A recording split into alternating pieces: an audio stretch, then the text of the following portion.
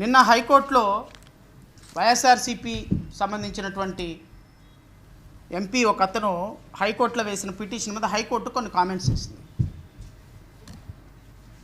ప్రభుత్వానికి భూములు ఇవ్వకపోతే ఎలా వస్తాయి పెట్టుబడులు? మరి ప్రభుత్వానికి పెట్టుబడులు తెప్పించడానికి రాష్ట్ర హైకోర్టు ఉందో ఏమో నాకైతే తెలియదు. ప్రభుత్వానికి పెట్టుబడులు తెప్పించడానికి రాష్ట్ర హైకోర్టు పనిచేస్తుందో లేదో నాకైతే తెలియదు. ఏ విధమైన కామెంట్స్, ఆ విధమైనటువంటి కామెంట్స్ అనేవి బాగా వైరల్ అవుతున్న సందర్భంలో నేను రాష్ట్ర ప్రజలకి నాకు తెలిసినటువంటి ఒక సమాచారాన్ని షేర్ చేసుకోవాల్సిన బాధ్యత నా మీద ఉంది కాబట్టి నేను షేర్ చేస్తున్నాను. రాష్ట్ర ప్రజలారా, కూటమి ప్రభుత్వానికి 164 సీట్లతోటి మనల్ని పరిపాలించండి అని వాళ్ళ చేతిలో రాష్ట్రాన్ని 5 సంవత్సరాలు పెట్టాం. 5 సంవత్సరాల పాటు ఈ రాష్ట్రాన్ని పరిపాలించాల్సిన బాధ్యత మన అందరికీ పెద్ద దిక్కుగా గౌరవ ముఖ్యమంత్రి చంద్రబాబు నాయుడు గారికి, వారి తర్వాత పెద్ద దిక్కుగా గౌరవ ఉప ముఖ్యమంత్రి పవన్ కళ్యాణ్ గారికి, వారి తర్వాత పెద్ద దిక్కుగా కాబోయేటువంటి ముఖ్యమంత్రి నారా లోకేష్ గారికి అప్పచెప్పారు. ఈ ప్రాసెస్లో భాగంగా వాళ్ళు మంచి చేసినా రాష్ట్ర ప్రజలే అనుభవిస్తారు, చెడు చేసినా రాష్ట్ర ప్రజలే అనుభవిస్తారు. ఈరోజు రాష్ట్రంలో పరిస్థితి ఎలా ఉంది అంటే, రోజుకి ఒక 300 నుంచి 400 కూలీ తెచ్చుకునేటువంటి ఒక కూలీ అన్న కూడా 3 పూటల తృప్తిగా భోజనం చేయలేని దుర్మార్గపు పరిస్థితుల్లో ఒక రైతు ఉన్నాడు. 4 ఎకరాలు 3 ఎకరాలు ఉన్న రైతు కూడా పండించిన పంట మద్దతు ధర దొరుకుతుందో లేదో, ఏ రోజు నేను చచ్చిపోవాల్సి వస్తుందో, ఏ రోజు నా కుటుంబం రోడ్డున పడాల్సి వస్తుందో అన్నటువంటి బాధతో ప్రతి క్షణం చచ్చి బతుకుతున్నాడు. ఒక ఎంప్లాయీకి వచ్చేటువంటి శాలరీ ఆ పిల్లల ఫీజులు కట్టడానికి, ఆ ఇంటద్దె కట్టడానికి సరిపోయే పరిస్థితుల్లో ఒక ఎంప్లాయీ ఉంది, జీవితం ఉంది. మిడిల్ క్లాస్ జీవితాలు, అప్పర్ మిడిల్ క్లాస్ జీవితాలు, బిలో మిడిల్ క్లాస్ జీవితాలు, నిరుపేదల జీవితాలు రోజు రోజుకి జీవన ప్రమాణాలు పడిపోతున్న పరిస్థితుల్లో మమ్మల్ని పరిపాలించండి, మాకు ఏదో ఒక జీవన ప్రమాణాలు పెంచండి, ఇదిగో మీకు ఓట్లేసిన నేరానికి మీకు ఓట్లేసి మిమ్మల్ని గద్దెనెక్కిస్తున్నాం. ఒక ముఖ్యమంత్రిగా, అనుభవమైనటువంటి ముఖ్యమంత్రి, గౌరవ ముఖ్యమంత్రి చంద్రబాబు నాయుడు గారు ఉన్నారు. మీ ముఖ్యమంత్రిగా మీరు మమ్మల్ని పరిపాలించండి. రాష్ట్ర ప్రజలు ముఖ్యమంత్రికి 164 సీట్లతో అత్యున్నతమైన మెజారిటీ ఇస్తే ఈ ప్రభుత్వాలు చేస్తుంది ఏంది, ఈ ప్రభుత్వం చేస్తుంది ఏందో నేను రాష్ట్ర ప్రజలకి ఆధారాలతో సహా వివరిస్తాను. నేను రాష్ట్ర ప్రజలను మళ్ళీ కోరుతున్నా మీ ద్వారా, ఒక కంపెనీలు రావటానికి ఆంధ్రప్రదేశ్ రాష్ట్రానికి నేను వ్యతిరేకం కాదు, మా పార్టీ వ్యతిరేకం కాదు, బహుశా రాష్ట్రంలో ప్రతిపక్ష పార్టీలు కూడా వ్యతిరేకం అన్న సందర్భంలో కానే కాదు, మేము వ్యతిరేకం కానే కాదు. మా పార్టీ ఆంధ్రప్రదేశ్ రాష్ట్రం బాగుపడాలి, ఆంధ్రప్రదేశ్ రాష్ట్రంలో యువతకు ఉద్యోగాలు రావాలి, ఆంధ్రప్రదేశ్ రాష్ట్రంలో నిరుపేదలు కాస్త పేదరికంలో అప్పర్ మిడిల్ క్లాస్లోకి వెళ్ళాలి, వాళ్ళ జీవన ప్రమాణాలు పెరగాలి. అప్పర్ మిడిల్ క్లాస్లో ఉన్నాడు కొత్త రిచ్ మ్యాన్ కావాలి, 10 మందికి ఉపాధి కల్పించేటువంటి గొప్ప రాష్ట్రంగా మనం ఇతర రాష్ట్రాలతో పోటీ పడాలి అని ఆలోచించేటువంటి ఒక సామాన్యమైనటువంటి మైండ్ సెట్ ఉన్నటువంటి ఒక మధ్యతరగతి కుటుంబీకుడుగా నేను మీతో మాట్లాడుతున్నా. ఈ రోజున నేను రాష్ట్ర ప్రజలతో మాట్లాడుతున్నది అదే, చదువుకున్నటువంటి యువకులతో మాట్లాడుతున్నది అదే. ఉద్యోగాల కోసం బీటెక్లు చదివి, ఎంటెక్లు చదివి, బీఏలు చదివి, ఎంఎస్సి బయాలజీలు, ఎంఎస్సి అగ్రికల్చర్లు చదివి మాకు ఈరోజు వస్తుంది ఉద్యోగం, ఈరోజు ఉపాధి వస్తుందని నిరుపేదలుగా కళ్ళ నీళ్లతోటి కడుపును నింపుకునేటువంటి అక్కలు, చెల్లెళ్ళు, అన్నలు, తమ్ముళ్ళ గురించి కూడా నేను మాట్లాడుతున్నా. ఈరోజు 164 సీట్లతోటి రాష్ట్రంలో అధికారంలోకి వచ్చినటువంటి మీరు ఎన్నో కలలతోటి ఒక పెళ్లి కూతురులాగా కష్టపడి చదివించి కన్న తన కూతుర్ని బాగా చూసుకుంటాడు, మంచిగా చూసుకుంటానని మాటిచ్చాడు, పోతే పోయిందిలే,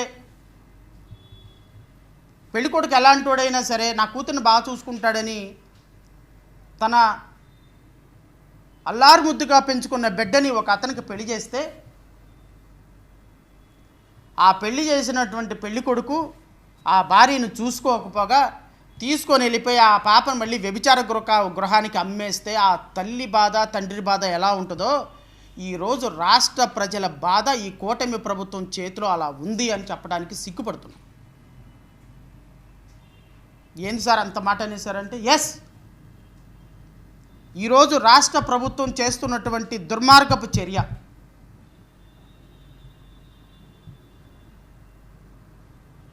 నారా లోకేష్ కావచ్చు, నేను మళ్ళీ చెప్తున్న పవన్ కళ్యాణ్ దీంట్లోకి లాగాల్సిన సందర్భం ఉంది. ఎందుకుంది అంటే ఈ రాష్ట్రంలో ఉన్న రాష్ట్ర ప్రభుత్వ భూమి ప్రతి ఒక్క ఎకరం కూడా ఒక కంపెనీకి ఇవ్వాలి అంటే SIPB కమిటీ అనేది ఒకటి ఉంటుంది, స్టేట్ ఇన్వెస్ట్మెంట్ ప్రమోషనల్ బోర్డ్. ఈ SIPB బోర్డుకి చైర్మన్ వచ్చి ముఖ్యమంత్రి చంద్రబాబు నాయుడు గారు, మెయిన్ కమిటీ మెంబర్ వచ్చి పవన్ కళ్యాణ్ గారు. వీళ్ళిద్దరి ఆధ్వర్యంలో ఉన్నటువంటి కమిటీ రాష్ట్రంలో జరిగే ప్రతి అలాట్మెంట్ని, ప్రతి కంపెనీకి భూమి అలాట్మెంట్ జరిగేటువంటి బాధ్యత రాష్ట్ర ప్రభుత్వం వాళ్ళిద్దరి మీద పెట్టింది. కాబట్టి ఆయన ఉస్తాద్ భగత్ సింగ్ షూటింగ్లో ఉన్నా ఇక్కడ సంతకాలు అయిపోతాయి. ఎందుకు? ఫ్లైట్లో వెళ్తున్నాయి కదా ఫైల్స్. ఆయన మాదాపూర్లో ఉన్న ఫైల్స్ వెళ్ళిపోతాయి. SIPB కమిటీకి ఆయన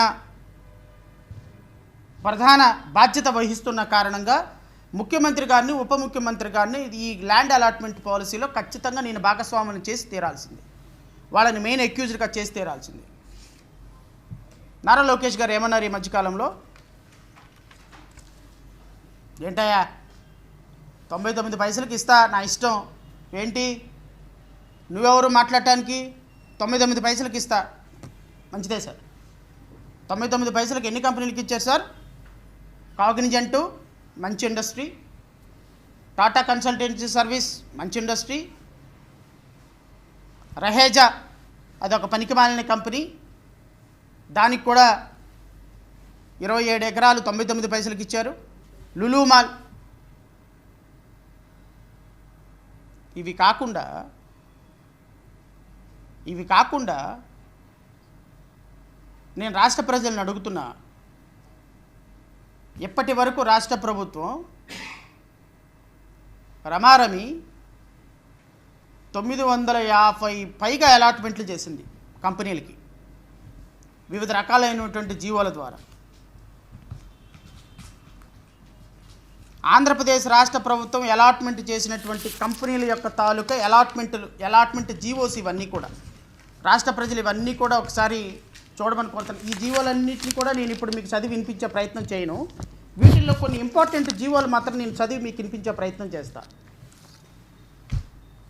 మీరందరూ అనుకుంటున్నట్టు ఇవి లులుమాలో, కాగ్నిజెంటో, TCSతో అనుకుంటే పొరపాటు. ఈ కంపెనీలన్నీ కూడా ఊరు పేరు లేని కంపెనీలు, నిన్నగాక మొన్న పుట్టిన కంపెనీలు. ఇవన్నీ కూడా రాజకీయ నాయకుల బినామీ కంపెనీ. కానీ ప్రభుత్వం ఏం చేస్తుంది?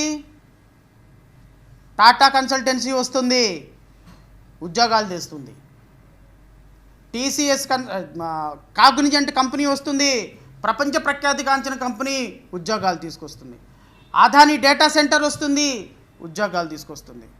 రహేజా కంపెనీ వస్తుంది, ఉద్యోగాలు తెస్తుంది. 99 పైసలకి వీళ్ళకిస్తే నష్టం ఏంటి? 99 పైసలకి వీళ్ళకిస్తే బాధ ఏంటి? పాపం వీళ్ళ దీంట్లో ఆనరబుల్ హైకోర్టు కూడా తప్పే ఉందా ఆ ఇండస్ట్రీస్కి ఇస్తుంటే. మరి ఈ ఇండస్ట్రీస్ అలాట్మెంట్ జరిగినటువంటి కంపెనీలన్నీ ఏ కంపెనీలు సార్? ఈ 1000 కంపెనీలు రమారమి 900 పైన చిల్లర కంపెనీలకి చేసినటువంటి అలాట్మెంట్ కంపెనీలన్నీ ఏ కంపెనీలు సార్? ఎన్ని వేల ఉద్యోగాలు, ఎన్ని లక్షల ఉద్యోగాలు సృష్టించబడుతున్నాయి అంటే ఈ కంపెనీలన్నీ కూడా ఒక 4 కంపెనీలని ముందు పెట్టారు, 3 చక్రాలు 4 చక్రాల్లాగా. ఈ కంపెనీస్ అన్నీ కూడా ఒక్కొక్క 5 కోట్ల రూపాయల ఎకరం 50,000, 10 కోట్ల రూపాయల ఎకరం 1,00,000 రూపాయలు, 2 కోట్ల రూపాయల ఎకరం 2 లక్షలు, 8 కోట్ల రూపాయల ఎకరం 6 లక్షలు. అంటే ఇంతకుముందు మనకి జెమినీలో ఒక ప్రోగ్రాం ఉండేది, ఫోన్ కొట్టు గిఫ్ట్ పట్టు అని. ఫోన్ కొట్టు గిఫ్ట్ పట్టు అని ఫోన్ చేయగానే అడిగేవాళ్ళు. ఏమని అడిగేవాళ్ళు? ఫోన్ కొట్టు గిఫ్ట్ పట్టు. దీంట్లో జెమినీకి ఫోన్ చేయగానే వెంటనే ఫోన్ కలిసేది. ఫోన్ ఎత్తగానే మజ్ను సినిమాలో హీరో ఎవరు? నాగార్జున, అక్కినేని నాగార్జున, అక్కినేని నాగేశ్వరరావు. ఎవరు హీరో అంటే అక్కినేని నాగార్జున అనగానే గిఫ్ట్ వచ్చేసింది, తీసుకో, పట్టు చీర, 10,000 రూపాయలు పట్టు చీర.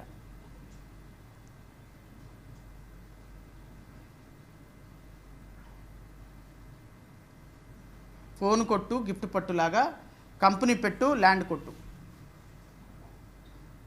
కంపెనీ పెట్టు ల్యాండ్ కొట్టు. ఈ మధ్య ఎవరైనా వెళ్ళి ఉద్యోగాలు ఇవ్వండి సార్, నాకు ఏదన్నా మీకోసం పార్టీ కోసం చాలా కష్టపడ్డాను సార్, నాకు ఏదన్నా కొంచెం ఉపాధి చూపించండి సార్, ఒక 10 లక్షలు 5 లక్షల నెలకి ఇన్కమ్ వచ్చేది. ఎందుకు భయ్యా, వెళ్ళి హైదరాబాద్ వెళ్ళి ఒక 1000 రూపాయల కంపెనీ రిజిస్టర్ చేసుకొని రాపో, వెళ్ళు హైదరాబాద్ వెళ్ళి 1000 రూపాయల కంపెనీ రిజిస్టర్ చేసుకొని రాపో, ఏదో ఒక 4-5 నెలల్లో తర్వాత వచ్చి కనపడు అనగానే ఆయన ఒక కంపెనీ రిజిస్టర్ చేసుకొని రావటం ఇక్కడికి. ఇట్లా రండి, అక్కడ ఎంత ఉంది? 20 ఎకరాలు ఉందా? ఎంత ఎకరం సార్? ఒక 5 కోట్లు ఉంటుంది సార్. 25. అవునా? ఎకరం 2 లక్షల రూపాయలు చెప్పురా, ఇది ఒక కంపెనీ పెడతానంటున్నాడు, 2 లక్షల రూపాయలకి అప్రూవ్ చేసేయండి, పో బతుకు పో, వెళ్ళిపోయి సేల్ డీడ్ రాసేపో. సార్ నేను కంపెనీ పెడతానా లేదా? ఎవడో అది ఎప్పుడో చూసి వచ్చాడు, పోవాయా 33వ నాటికి ఎవడో, నీకు 100 కోట్ల రూపాయల ల్యాండు 20 లక్షలకు వచ్చేస్తుంది, 20 లక్షలు అప్పో తీసుకొచ్చి సేల్ డీడ్ రాసుకోపో, వచ్చే దాంట్లో నీకు 50 నాకు 50, రేపు ఎలక్షన్లో చూడు కొంత, మరి ఏదో మాకు కూడా వ్యవహారం చూడు రేపు ఎలక్షన్లో. అయ్యో భలేవాళ్ళు సార్, సేల్ డీడ్ రాసేస్తే వెళ్ళిపోయి కంపెనీ పెట్టేది లేదు, పోలేదు. ఈ విధంగా ఈ కంపెనీస్ అలాట్మెంట్కి జరిగినటువంటి ల్యాండ్ అలాట్మెంటు ఈ విధంగా రాష్ట్ర ప్రజలు నేను గమనించమని కోరుతున్నా. ఒక రాష్ట్రం అభివృద్ధి చెందాలి అంటే నిజమైనటువంటి పెట్టుబడులు, నిజమైనటువంటి కంపెనీ ఎస్టాబ్లిష్మెంట్ అవసరం. కానీ ఇన్ని వేల ఎకరాల ల్యాండ్లు ఇచ్చిన తర్వాత మళ్ళీ 2029లో ఏం చెప్తారో తెలుసా? ఇదే ప్రభుత్వం వాళ్ళు, రాష్ట్రంలో ఉపాధి లేదు, రాష్ట్రంలో కంపెనీలు లేవు, కాబట్టి మళ్ళీ మేము వస్తే ఉపాధి కల్పన చేస్తాము అని చెప్పేటువంటి దుర్మార్గపు మాటలు చెబుతారు. మరి ఎన్నాళ్ళు పనిచేసింది? ఇన్నాళ్ళు ఇచ్చిన ల్యాండ్లు ఏమి ఇచ్చినాయి? ల్యాండ్లన్నీ పోయినట్టే. ఎందుకు అంటే అమ్మ అబ్బా లేని ల్యాండ్లు ఏమన్నా ఉంది అంటే ప్రభుత్వ భూమి. నేను రాష్ట్ర ప్రజలకు కూడా ఒక మాట చెప్తున్నా, మన ఇంట్లో మన భూమి ఏదైతే ఎవరైనా వచ్చి ఒక ఇటుకరాయి వేస్తే, నా ఇంట్లో ఇటుకరాయి వేస్తావా, నా భూమిలో ఇటుకరాయి వేస్తావా అని పలుగు పారా తీసుకుని వెళ్ళి గొడవ పడతాం. అదే ప్రభుత్వ భూమి అదే వ్యక్తికి పక్కన వచ్చి, సుబ్బారావు నీ భూమిలో ఒక ఇటుకరాయి వేస్తే నువ్వు పలుగు పారా తీసుకుని వెళ్ళి వాడిని కొట్టావు, మరి అక్కడ పక్కన ప్రభుత్వ భూమి 100 ఎకరాలు ప్రభుత్వం వేరే కంపెనీకి ఇస్తుందా అంటే, నాకేందా 100 ఎకరాలు ప్రభుత్వం ఇస్తే నాకేం సంబంధం? నా భూమిలో ఎవడైనా ఒక ఇటుకరాయి వేస్తే నేను ఊరుకోను, ప్రభుత్వం 100 ఎకరాలు ఇస్తే ఇచ్చుకొని ప్రభుత్వ భూమి అది అనేటువంటి కామన్ మ్యాన్ మైండ్ సెట్ని వీళ్ళు అడ్వాంటేజ్గా తీసుకొని నారా లోకేష్, పవన్ కళ్యాణ్, చంద్రబాబు నాయుడు రాష్ట్ర సంపదని వాళ్ళ అనుచరులకి, రాజకీయ నాయకులకి లక్షల కోట్ల రూపాయల సంపద ఈ జీవాల రూపంలో సంపదని పంచిపెడుతుంటే అడగాల్సినటువంటి బాధ్యత ప్రతిపక్షాలుగా మాకుండదా? దాన్ని నిలువరించాల్సినటువంటి బాధ్యత కోర్టులకు ఉండదా? ప్రజల ఆస్తి 5 సంవత్సరాల పాటు పరిపాలించమని మీరు ఇస్తే, మీరు 5 సంవత్సరాలు పరిపాలించకుండా రాష్ట్రంలో ఇష్టం వచ్చినట్లు మీ అవసరాల కోసం, మీ వ్యక్తిగత అవసరాల కోసం ల్యాండ్ల మొత్తాన్ని కోటాను కోట్ల రూపాయలు ఖరీదు చేసే ల్యాండ్లని వేల రూపాయలకి ఇచ్చి దాన్ని లీగలైజ్ చేసి వాళ్ళ సేల్ డీడ్లు రాసేస్తుంటే, వీళ్ళ కంపెనీలు పెట్టకుండా ఈ కంపెనీలో భూములు అమ్మేసుకొని రేపొద్దున వెళ్ళిపోతుంటే దీన్ని అడగాల్సినటువంటి బాధ్యత. ఇది రాష్ట్ర ప్రజల సొమ్ము, రాష్ట్ర ప్రజలకు సంబంధించిన భూమి. 5 సంవత్సరాలు మీరు కేవలం ట్రస్టీలుగా మాత్రమే ఉన్నారు, ఈ భూమిని అమ్మే హక్కు మీకు లేదు అని అడగాల్సినటువంటి బాధ్యత మనకు ఉండదా అండి? ఇది మన బాధ్యత కాదా అండి? దీనికి రాష్ట్ర ప్రభుత్వం బాధ్యత చెప్పదా అండి? దీనికి పవన్ కళ్యాణ్ బాధ్యత కాదా అండి? బాధ్యతాయుతమైనటువంటి రాజకీయాలు చేస్తాను, ఒక సాంప్రదాయబద్ధం ఒక సిద్ధాంతమైనటువంటి రాజకీయాలు చేస్తాను. మీ సిద్ధాంతం ఇదా అని అడుగుతాను నేను పవన్ కళ్యాణ్. కులమతాల మధ్య ఘర్షణలు రేపించి క్రిస్టియన్ల మధ్య, ముస్లిమ్స్ మధ్య, హిందువుల మధ్య సనాతన ధర్మం అనేటువంటి ఒక ధర్మాన్ని తీసుకొచ్చి వాళ్ళ మధ్య గొడవలు పెట్టడం మీ సిద్ధాంతమా అని అడుగుతున్నా. కోట్ల రూపాయల ల్యాండ్లు 100ల రూపాయలకి ఇచ్చి తద్వారా రాష్ట్ర ఖజానాను కొల్లగొట్టి మీ ఆస్తులు పెంచుకుంటూ, మీ పార్టీ ఆస్తులు పెంచుకుంటూ, రేపు వచ్చిన డబ్బుని ఎలక్షన్లో పంచుకుంటూ, ఓట్ల ఎలక్షన్లు తీసుకొని ప్రజల యొక్క సొమ్ముల్ని, ప్రజల యొక్క ఆస్తుల్ని ఈ విధంగా పప్పు బెల్లాల్లాగా పనిచేస్తుంటే మెదరకుండా కూర్చోవాలా, మాట్లాడొద్దా అని అడుగుతున్నాను. రాష్ట్ర ప్రజలు ఒకసారి ఆలోచించమని కోరుతున్నా. ఇలాంటి వ్యక్తులకు ఓట్లేసి ఇలాంటి వ్యక్తులు కళ్ళబుల్లి మాటలు నమ్మేసి మన 164 సీట్లు ఇచ్చి 5 కోట్ల మంది పిల్లల భవిష్యత్తును తీసుకెళ్ళి ఇలాంటి దుర్మార్గుల చేతిలో పెట్టి మళ్ళీ వీళ్ళకి అధికారం ఇవ్వాలా 15 సంవత్సరాల పాటు అని అడుగుతున్నా. 15 సంవత్సరాల పాటు ఇలా దోచుకుంటున్నందుకు అధికారం ఇవ్వాలా? ఇవి కేవలం ఎలిగేషన్స్ కాదు. నేను రాష్ట్ర ప్రజలను కోరుతున్నా, ఒక్కసారి చూడండి. ఇది 27/2/2026న proposal of sky storage solutions private limited for allotment of 15 acres of establishing setup A grade warehousing logistic facility. వీళ్ళంట 100 కోట్లు పెట్టుబడి పెడతామన్నారంట. వీళ్ళకి 15 ఎకరాల స్థలం కన్సెషనల్ రేటుకి 15 ఎకరాల స్థలం 275 మంది ఎంప్లాయ్మెంట్ చూపిస్తారని కన్సెషనల్ రేటుకి ఇవ్వమని వీళ్ళకి రికమెండ్ చేశారు. ఈ కన్సెషనల్ రేట్కి రికమెండ్ చేసినటువంటి స్థలం ఈ sky storage solution private limited అనేది ఇది ఎప్పుడు ఏర్పాటైంది అంటే డిసెంబర్ 5, 2025. అంటే మొన్న 3 నెలల క్రితం పెట్టినటువంటి కంపెనీకి సుమారు 100 కోట్ల రూపాయలు విలువైనటువంటి ల్యాండ్, 100 కోట్ల రూపాయలు విలువైనటువంటి ల్యాండ్. GOMS number 44 dated 27/2/2026. 3 నెలలే పుట్టి డిసెంబర్ 2, జనవరి 2, ఫిబ్రవరి 2, ఫిబ్రవరి 27వ తారీఖున జీవో వచ్చేసింది. దీన్ని అప్రూవ్ చేసింది SIPB కమిటీయే. Number 2 GOMS number 78 dated 26/11/2024. ఇది Phillips carbon black limited have proposed to set up a plant of manufacturing new rubber